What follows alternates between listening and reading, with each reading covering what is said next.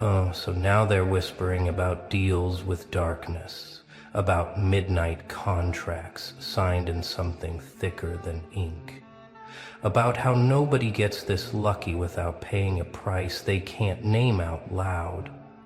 They're staring at your wins like evidence at a crime scene, trying to decode the impossible, trying to explain why you're untouchable when you should be buried. They've done the math over and over, and it doesn't add up because people like you aren't supposed to rise from those ashes, aren't supposed to laugh after that much damage, aren't supposed to be standing here glowing like you swallowed lightning and liked the taste. Let them theorize, let them create their little horror stories about what you must have sacrificed, because they need an explanation that makes sense in their small world, where suffering is supposed to break you permanently. They can't accept that maybe, just maybe, you found something more powerful than their understanding, something that doesn't require signatures or sacrifices, just the complete destruction of who you used to be. They want to believe you traded something sacred, because the alternative that you earned this through pure transformation terrifies them more than any supernatural explanation ever could. You see, their problem isn't with your success, it's with the speed of it, the totality of it, the way you went from forgotten to unforgettable without following their precious timeline. They watched you disappear into yourself and expected you to come out broken, but instead, you emerged recalibrated, like someone who rewrote their own source code without permission. Your luck doesn't feel human because it isn't luck at all. It's the mathematical certainty of someone who stopped believing in their rules and started writing new ones in languages they can't even recognize. They keep asking, "What did you trade?" as if there must be some cosmic transaction, some deal with forces they'll never understand, because they can't imagine gaining this much without losing something essential. But here's what they don't get. You did lose something. You lost your fear of their opinions, your addiction to their validation, your need to be understood by people whose comprehension ends where your transformation begins. You didn't sell your soul, you reclaimed it from every person, place, and thing that ever tried to own it. And now they're faced with something they can't buy, manipulate, or destroy. Look at them trying to piece together your timeline like forensic accountants searching for the moment everything changed, searching for the smoking gun, the devil at the crossroads, the blood moon ritual. 6 months ago you were drowning, and now you're walking on water, and they need to know how. They need to find the loophole, the cheat code, the unholy alliance that explains your elevation. They're scrolling through your past looking for signs of the transaction, examining your words for hidden meanings, studying your movements for evidence of otherworldly assistance. But they'll never find the moment because it wasn't a moment. It was a complete cellular reorganization that happened in the spaces between their observations. While they were watching your social media, you were having conversations with parts of yourself they don't believe exist. While they were gossiping about your failures, you were failing forward into a version of yourself that operates on different physics entirely. The timeline doesn't make sense because you stopped living in linear time, started existing in a reality where cause and effect bow to intention and will. They want receipts for your transformation, but some changes don't leave paper trails. They leave scorch marks on reality itself. You didn't gradually improve, you quantum leaped, and now they're trying to explain interdimensional travel with suburban logic. Every win you stack seems impossible because they're measuring with the wrong instruments, using scales built for people who play by rules you've deleted from your operating system. Your trajectory breaks their understanding of gravity because you're not rising. You're revealing what was always there, hidden under layers of programming. You finally had the courage to burn. The really funny part is they think this is about material success, about the money flowing, the opportunities appearing, the doors opening without explanation. But those are just symptoms of the real trade. You made the exchange of your small self for something that refuses to be contained. You traded the need to make sense for the power to make impact. Traded the comfort of fitting in for the authority of standing out. Traded the safety of being understood for the electricity of being undeniable. Oh, they're building a case file on you, aren't they? Collecting evidence of your impossible luck, documenting every synchronicity, every perfectly timed opportunity, every door that opened just as you arrived.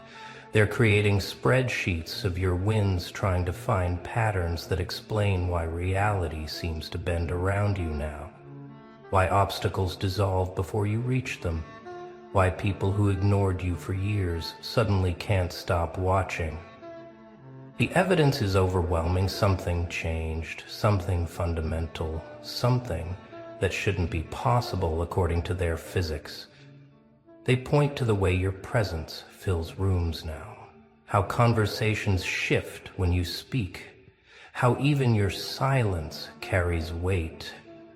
That makes strong people nervous. They notice how problems that should destroy you become fuel instead, how betrayals that should break you make you stronger, how every attack against you seems to backfire on the attacker with mathematical precision. This isn't normal progression. This isn't natural development. This is something else entirely. And they need someone to blame, because accepting your power means questioning everything they believe about how the world works.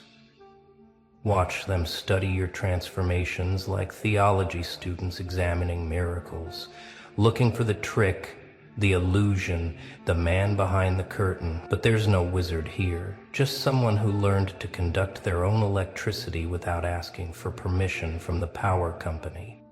They want to find the demon you dealt with because that's easier than admitting you became your own supernatural force through nothing more than refusing to die when they expected you to. The evidence they're compiling will never satisfy them, because they're looking for external sources when the transaction was entirely internal. You didn't sign away your soul to some entity. You signed it back to yourself, reclaimed it from every moment of self-betrayal, every compromise that made you smaller, every agreement to be less than what you are. The luck they can't explain isn't luck at all. It's the universe responding to someone who finally stopped negotiating with mediocrity. Let me tell you what you really traded, because they'll never understand it even if you explained it in perfect detail. You traded the comfort of being a victim for the discomfort of being responsible for everything. You traded the warmth of fitting in for the cold clarity of standing alone. You traded the ease of following paths for the exhaustion of creating your own. You traded the soft landing of excuses for the hard impact of accountability. These aren't trades that happen in shadowy ceremonies. They happen in the middle of regular Tuesday afternoons when you decide you're done pretending. You traded your need to be liked for your need to be real, and that single exchange rewrote every contract you had with reality. You traded the small, consistent pain of living beneath yourself for the massive, temporary pain of becoming yourself fully. You traded the security of knowing your limits for the terror of discovering you don't have any. You traded the prison of other people's expectations for the wilderness of your own potential. And yes, that wilderness has teeth, but at least they're your teeth now. The soul they think you sold was never yours to begin with. It belonged to everyone who taught you to shrink, to apologize for your intensity, to lower your voice, to make yourself digestible. What you traded was the lie that you needed their permission to exist at full volume. You exchanged your addiction to approval for immunity to disapproval, and that's why you seem supernatural now. Because most people are still desperately trying to be loved, while you've evolved past needing anyone's validation to fuel your existence. This is why your luck seems inhuman, because you're operating outside the human need for consensus, for agreement, for the comfort of the herd. You traded the safety of the known for the power of the unknowable. And now you move through life like someone who's seen the code, like someone who knows the game is optional, like someone who understands that reality is more negotiable than anyone wants to admit. What really terrifies them isn't that you might have sold your soul, it's the price you were willing to pay, without any cosmic intervention at all. They can't fathom choosing transformation over comfort, choosing truth over peace, choosing power over popularity, without some external force making that choice for you. They need you to be possessed, because the alternative that you chose, this consciously, makes them confront their own cowardice, their own refusal to pay the price for their own evolution. The price you paid is visible in the way you don't flinch anymore, in the way you can sit with silence, in the way you can watch people leave without chasing them. It's in your ability to be misunderstood without explaining yourself, to be rejected without crumbling, to be attacked without defending. You paid in nights that lasted years, in relationships that became ghosts and versions of yourself that had to die screaming. You paid in every moment. You chose the unknown over the familiar, chose growth over comfort, chose becoming over belonging. They look at your life now and see someone who must have cheated because they can't imagine paying what you paid voluntarily. Every blessing in your life was purchased with a betrayal you survived. Every gift came wrapped in grief you transformed. Every moment of luck was earned through lessons that would have killed someone weaker. You didn't trade with demons, you traded with yourself, exchanged every false comfort for uncomfortable truth until you became too real for their reality to contain. Fate. Fate. Fate. Fate. Fate. Fate. Fate. You didn't trade with demons, you traded with yourself, exchanged every false comfort for uncomfortable truth until you became too real for their reality to contain. The price that really haunts them is the one they're unwilling to pay, the complete annihilation of their carefully constructed false selves. You paid it in full up front, no payment plans, no negotiations, just the brutal, beautiful exchange of everything fake for everything real. That's why your luck seems supernatural, because you're operating with the power of someone who has nothing left to lose and everything to gain. Someone who already paid the ultimate price and lived to spend the reward. Listen to them scrambling for explanations that make your rise make sense within their framework of limitation.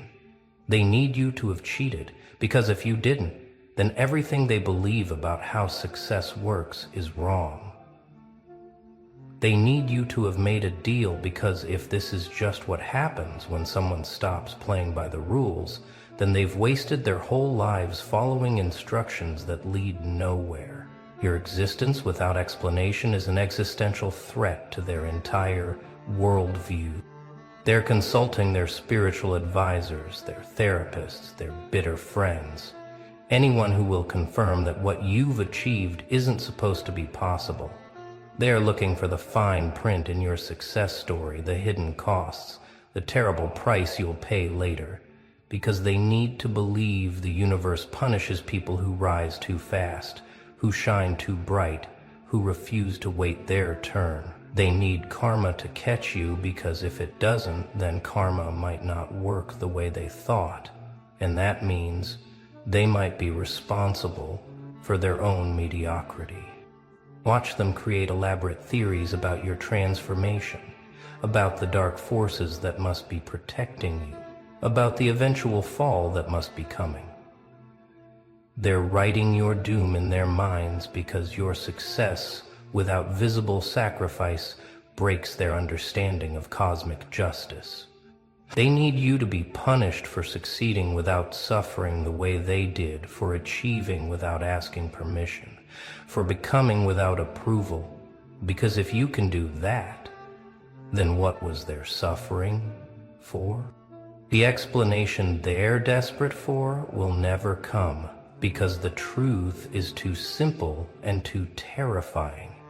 You just decided to stop living by their physics. You stopped believing in their limitations, stopped accepting their timelines, stopped waiting for permission to be powerful.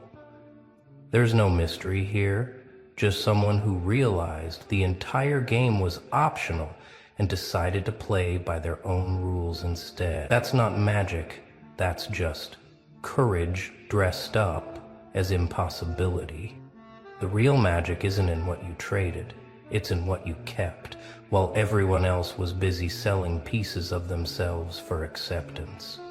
You kept your rage when they told you to calm down, kept your hunger when they told you to be grateful for crumbs, kept your vision when they tried to convince you it was delusion. You kept the parts of yourself they called too much, too intense, too dangerous, and those parts became the engine of your transformation. The magic is that you didn't trade anything, you just stopped giving yourself away for free. While they were making deals with mediocrity, accepting less than they deserved in exchange for the comfort of fitting in, you were building something unholy out of your refusal to compromise. Every no you said to their limitations became a yes to your own expansion. Every bridge you burned lit the way to something better. Every person who left because you became too real created space for reality to reward your authenticity. The magic wasn't in addition, it was in subtraction, removing everything that wasn't yours to carry. Your luck looks supernatural because you're operating with the full force of someone who isn't carrying anyone else's expectations anymore.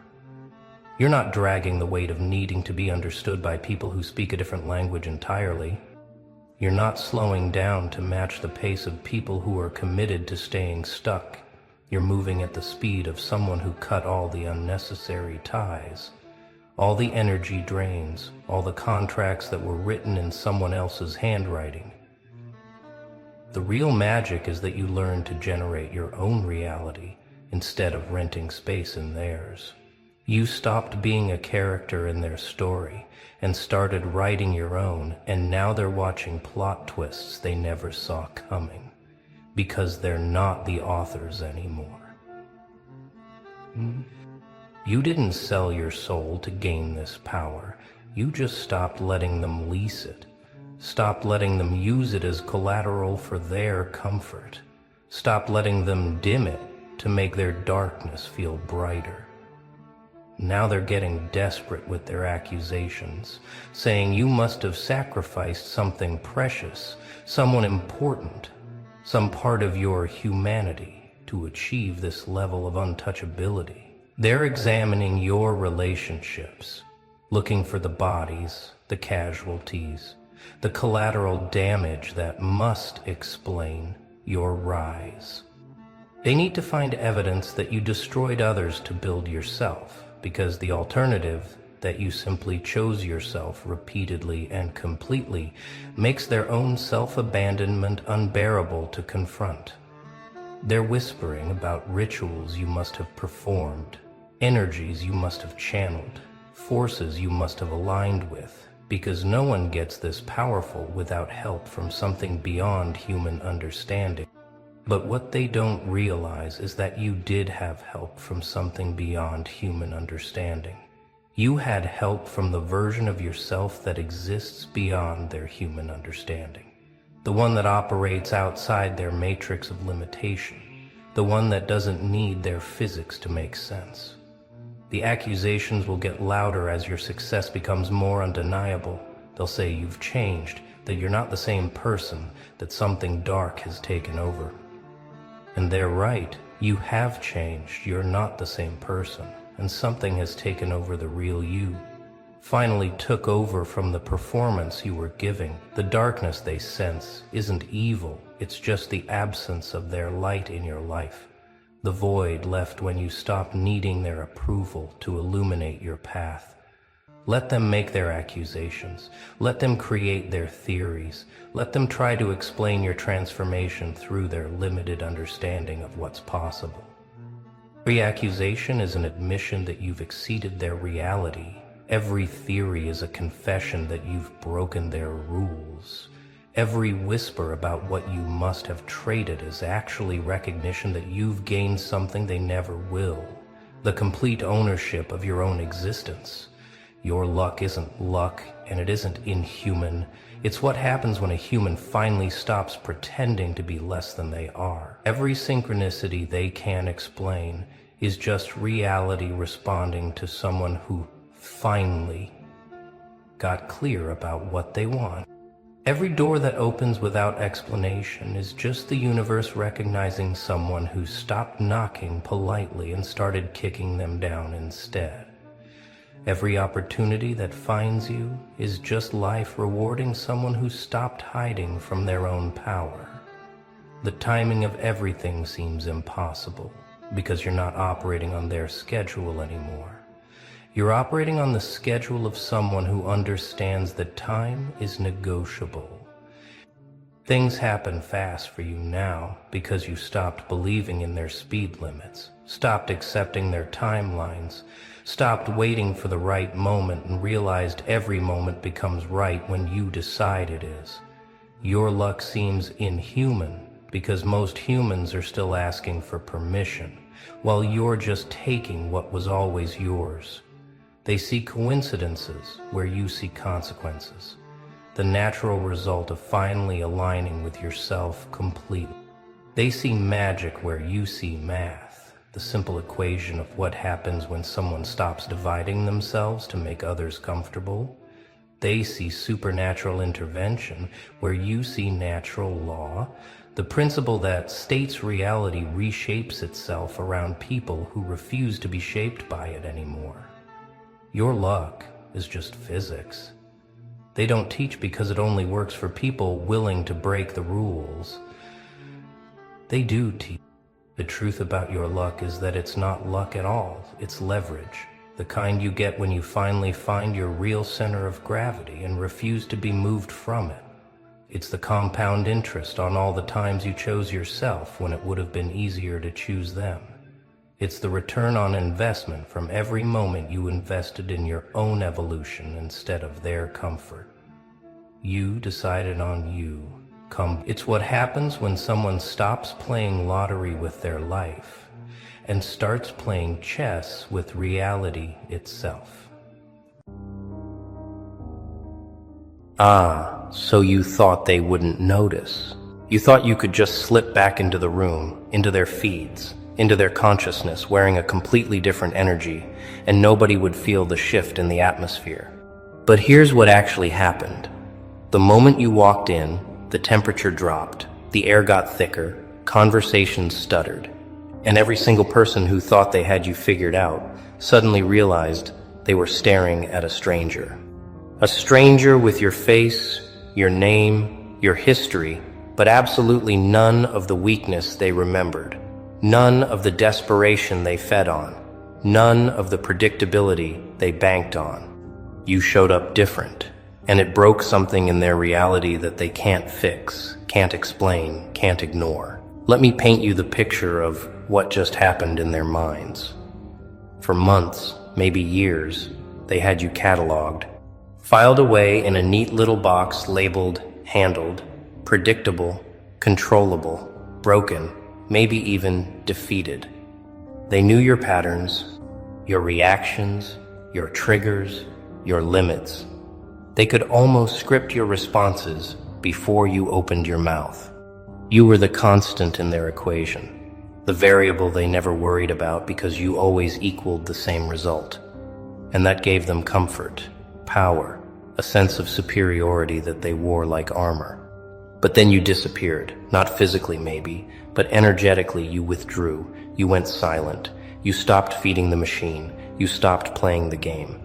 And they genuinely believed that your absence meant you were somewhere licking your wounds, nursing your damage, maybe even regretting who you were or what you did. But that's not what happened at all. While they were busy celebrating your exit, you were in the shadows doing something they couldn't comprehend. You were shedding every single layer of who you used to be, not because you were broken, but because you finally realized you were wearing a costume designed by their expectations, their judgments, their limitations. You were performing in a play you never auditioned for, reading lines written by people who didn't even respect the story. So you stopped. You walked off stage mid-scene, and instead of collapsing like they predicted, you found yourself the real you, the untamed, unfiltered, unapologetic version they never got to meet, because you were too busy trying to be digestible, acceptable, understandable. And when that version finished cooking, when you finally stepped back into the light, you didn't come back to explain yourself or prove anything. You came back because you were ready, and that readiness radiated off you like heat off asphalt in summer. Now let's talk about the exact moment they saw you. Maybe it was a photo, maybe it was a story, maybe you walked into a room, maybe you posted something that landed on their screen. Whatever it was, it hit them like a freight train made of confusion and envy. Their first reaction wasn't admiration, it was defense, it was disbelief, it was denial. Who do they think they are? They muttered. This is fake, they whispered. They're trying too hard, they convinced themselves. Because accepting that you genuinely evolved, that you actually transformed without their permission or participation, would mean admitting they were wrong about you. Wrong about themselves, wrong about the entire dynamic they thought they controlled. And nobody, absolutely nobody, wants to admit they lost control of a narrative they thought they owned, especially when the person they underestimated is now the one writing the sequel. Here's where it gets beautiful though. You didn't change for them. You didn't wake up one morning and decide to become someone else to spite them or prove them wrong or win them back. That's what they can't wrap their heads around. They're so used to people performing, posturing, pretending for validation, for attention, for approval, that when someone transforms authentically, it looks like witchcraft. It looks impossible. You changed because you got tired of betraying yourself. You changed because staying the same started costing more than growth ever could. You changed because silence taught you more than their voices ever did. Because solitude showed you more than their presence ever revealed. You changed because you finally chose yourself with the same intensity you used to choose, keeping the peace, maintaining the connection, preserving the illusion. And that choice, that singular decision to prioritize your evolution over their comfort, rewired everything. Let me tell you what's happening in their group chats right now. They're analyzing you like you're a crime scene. Did you see them? Something's off. They're different. I don't know what it is, but it's weird. They're trading screenshots, dissecting captions, reading between lines that don't even exist because they're desperate to find the crack, the flaw, the proof that this transformation isn't real. They need it to be temporary, a phase, a mask. Because if it's permanent, if it's genuine, then they lost something they can't get back. Not you. They lost that the moment they chose to underestimate you. But they lost their sense of superiority, their feeling of control, their ability to predict and therefore manipulate. You became the unpredictable element in their otherwise stale equation. And unpredictability is the enemy of people who need to feel like they're always 10 steps ahead. And here's the part that's eating them alive. You're not explaining yourself. You're not writing long posts about your journey. You're not giving them the satisfaction of a breakdown or a breakthrough speech. You're not performing your transformation for their consumption. You just are. You exist in this new frequency without needing their validation or understanding. And that silence is louder than any monologue you could deliver.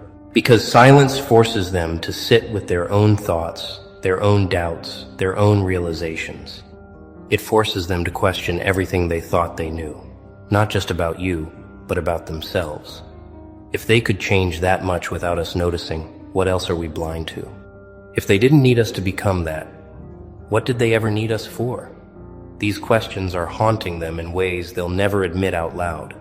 You want to know the real psychological warfare you're unleashing right now. It's not that you became better, prettier, richer, stronger, although maybe you did become all those things. The real weapon is that you became unavailable. Not just physically or romantically or socially unavailable, but emotionally, energetically, mentally unavailable to their narratives, their judgments, their projections. You're no longer a character in their story. You're not the villain they needed to justify their victimhood. You're not the victim they needed to feel powerful. You're not the supporting role they needed to feel like the main character. You removed yourself from their script entirely and started writing your own, and that removal created a void they can't fill with anyone or anything else. Because you weren't just another person in their life, you were the mirror that showed them who they really were. And now that mirror is gone. They're left staring at walls, wondering why they suddenly look so empty. Let's get into the specifics of what they're seeing now when they look at you. They're seeing confidence that doesn't need to announce itself. They're seeing peace that doesn't need to perform itself. They're seeing boundaries that don't need to explain themselves. They're seeing someone who walks into rooms without scanning for approval, who speaks without waiting for validation, who exists without needing permission. And all of this, every single element of this new you, is completely foreign to the person they remember. The person they remember apologized for existing, shrunk to make others comfortable, dimmed their light so others wouldn't feel outshined, carried guilt that wasn't theirs, shouldered blame they didn't earn. That person is dead, and you're standing on that grave wearing flowers they could never grow. Now here's where we need to address the elephant in the room, the guilt they're trying to make you feel for changing. Oh, they're trying. You're not the same person anymore. They'll say, and they'll say it like it's an accusation, like consistency with who you used to be is somehow more valuable than growth into who you're meant to be. They'll call you fake, phony, a persona, anything to discredit your transformation, because accepting it would mean accepting their failure to break you, to keep you small, to maintain the upper hand. They need you to be the villain in your own story, so they don't have to be the villain in yours. But here's your response: silence. Not because you're scared, not because you're guilty, but because people who are committed to misunderstanding you don't deserve the energy it takes to be understood. Let them build their theories. Let them craft their narratives. Let them twist your growth into whatever story helps them sleep at night. Meanwhile, you'll be busy actually living, actually growing, actually thriving in ways they can analyze but never replicate. And can we talk about how they're suddenly interested again? Funny how that works, isn't it? When you were available, accessible, predictable, they barely looked your way. They took you for granted like oxygen, necessary but unremarkable. But now that you're different, now that you're unavailable, now that you're clearly thriving without them, suddenly they're sliding back in. Suddenly they're watching your stories first. Suddenly they're liking old posts. Suddenly they're mentioning you in conversations. Suddenly they're asking mutual friends about you. This isn't love. This isn't regret. This is ego.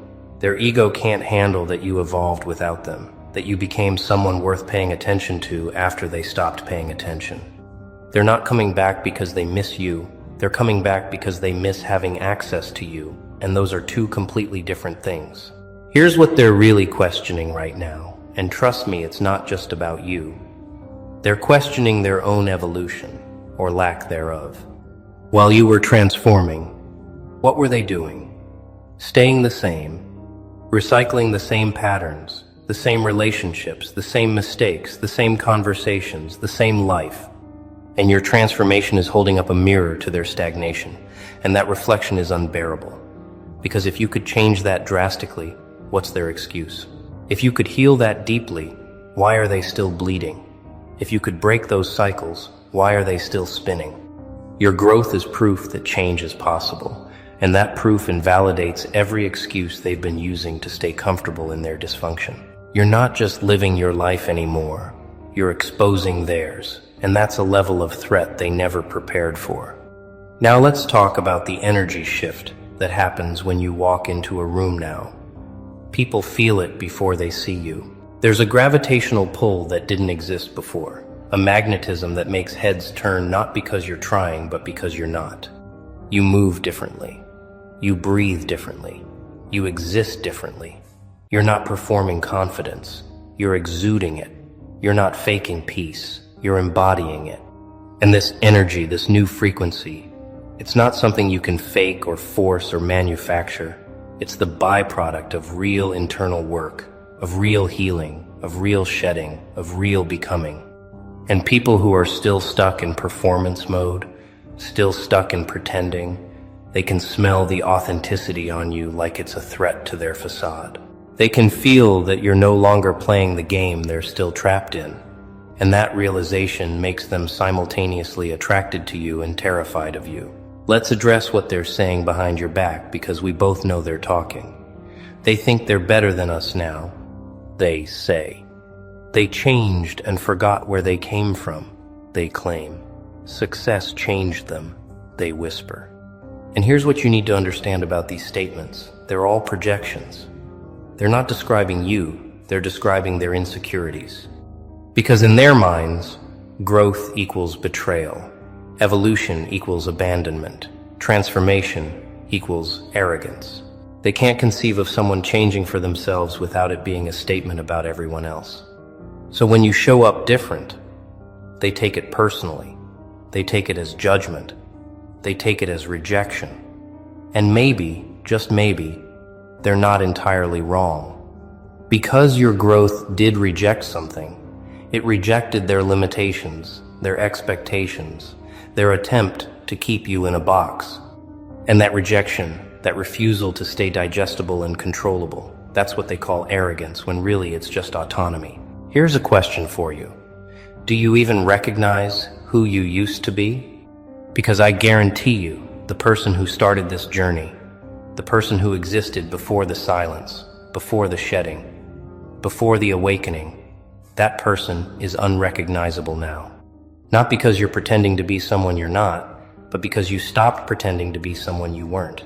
You peeled back every layer that wasn't authentically yours, every belief that was implanted, every behavior that was conditioned, every response that was programmed. What's left isn't a new you, it's the real you, the uncorrupted version that existed before the world told you who to be. And this version, this raw, unfiltered, unapologetic version, this is what they're seeing now. This is what's making them question everything. Because they realize they never actually knew you. They knew the performance, the mask, the version you presented to survive their judgment. And now that the mask is off, they're meeting you for the first time. And they're not prepared for how powerful that introduction feels. Now let's get into the practical ways this transformation is manifesting in your daily life. You're saying no without guilt. You're choosing yourself without apology. You're setting boundaries without explanation. You're walking away from situations that don't serve you without looking back. You're investing in yourself without asking permission. You're celebrating your wins without dimming them for others' comfort. You're acknowledging your worth without waiting for external validation. Every single one of these actions is a revolution in a world that taught you to shrink, to settle, to sacrifice, to suffer silently. And each time you exercise this new autonomy, you're not just changing your life, you're rewriting the entire narrative of what's possible for people who've been where you've been. Here's what they didn't count on. That you'd find yourself in the darkness they thought would destroy you. They assumed isolation would break you, that silence would suffocate you, that absence would erase you. But instead, in that darkness, in that silence, in that absence, you met yourself for the first time without their interference, their input, their influence. And that meeting, that introduction to your authentic self, changed everything. Because once you know who you really are, once you taste real peace, real power, real alignment, you can never go back to pretending. You can never unsee what you've seen, unlearn what you've learned, unfeel what you've felt. You're ruined for superficiality now, ruined for performance, ruined for settling. And that ruins their plans to ever control you again. Let's talk about the specific moment they realized they lost you. Maybe it was when you stopped responding with the urgency they were used to. Maybe it was when you stopped explaining yourself in ways they could dissect. Maybe it was when you stopped showing up to battles they tried to start. Maybe it was when you stopped caring about their opinion, their judgment, their narrative. Whatever the moment was, they felt it. They felt the shift. They felt the door close. And that feeling, that realization that they no longer have access, that they no longer have influence, that they no longer matter in your world the way they thought they did, that's what's driving them insane. Because people who are used to having power over you don't know how to exist when that power is revoked. They don't know how to process being irrelevant in your story after being so central for so long. And here's the beautiful irony. They're now the ones under the microscope. They're the ones being studied, analyzed, dissected by their own guilt, their own regret, their own what-ifs. While you were under their scrutiny, they felt powerful, superior, righteous. But now that the roles have reversed, now that they're the ones being examined by the life you're living without them, they can't handle it. They can't handle being the cautionary tale in someone else's redemption story. They can't handle being the chapter you had to close to start the good part. They can't handle being the lesson instead of the teacher. And that reversal, that complete inversion of the power dynamic, that's the real transformation they're witnessing. Not just that you changed, but that you changed so much that their entire framework for understanding you became obsolete. Now let's address the fake concern they're suddenly showing. I'm worried about you, they say. You don't seem like yourself, they claim. I hope you're okay, they text. And all of this translates to one thing. I'm uncomfortable with how little control I have over you now. Their concern isn't care, it's surveillance. They want information, access, insight into what you're doing, how you're doing it, who you're doing it with. They want to find the flaw, the crack, the weakness, anything that confirms their narrative that this transformation is temporary, artificial, unsustainable. But you're not giving them anything. You're not explaining, you're not defending, you're not performing your healing for their comfort. And that refusal, that decision to keep your peace private and your process protected, that's driving them absolutely mad. Here's what's happening chemically in their brains right now. Cognitive dissonance. The person they see now doesn't match the person they remember. And their brain is working overtime to make sense of that discrepancy. Option 1. Accept that you've genuinely changed and they were wrong about you. Option 2. Convince themselves that this change is fake and they were right all along. Guess which option their ego is choosing? That's right, option 2. Because option 1 requires humility, self-reflection, accountability, things they're not equipped for. So they'll twist themselves into mental pretzels trying to discredit your growth rather than just admitting they underestimated you.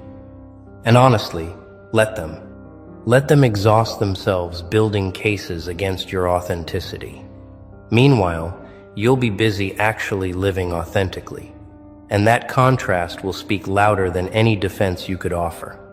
Now, let's talk about the people who are genuinely happy for you versus the ones who are pretending. You can feel the difference, can't you? The real ones, the ones who actually see you and celebrate you, their energy feels light, supportive, warm. They ask questions out of genuine curiosity, not interrogation. They celebrate your wins without immediately pivoting to their own struggles. They give you space to be different without needing to understand every detail of how you got there. But the fake ones, the ones who are threatened by your transformation, their energy feels heavy, probing, conditional. They compliment you, but there's a question mark at the end. They celebrate you, but there's a comparison attached. They support you, but there's an expectation embedded. You can feel them studying you, trying to figure out how to either replicate what you did or discredit it entirely. And that feeling, that energy, that's your compass for who deserves access to this new version of you and who doesn't. Who you're doing it with. They want to find the flaw, the crack, the weakness, anything that confirms their narrative that this transformation is temporary, artificial, unsustainable. But you're not giving them anything. You're not explaining, you're not defending, you're not performing your healing for their comfort. And that refusal, that decision to keep your peace private and your process protected, that's driving them absolutely mad. Here's what's happening chemically in their brains right now. Cognitive dissonance. The person they see now doesn't match the person they remember. And their brain is working overtime to make sense of that discrepancy. Option 1. Accept that you've genuinely changed and they were wrong about you. Option 2. Convince themselves that this change is fake and they were right all along. Guess which option their ego is choosing? That's right, option 2. Because option 1 requires humility, self-reflection, accountability, things they're not equipped for. So they'll twist themselves into mental pretzels trying to discredit your growth rather than just admitting they underestimated you. And honestly, let them. Let them exhaust themselves building cases against your authenticity. Meanwhile, you'll be busy actually living authentically. And that contrast will speak louder than any defense you could offer. Now, let's talk about the people who are genuinely happy for you versus the ones who are pretending.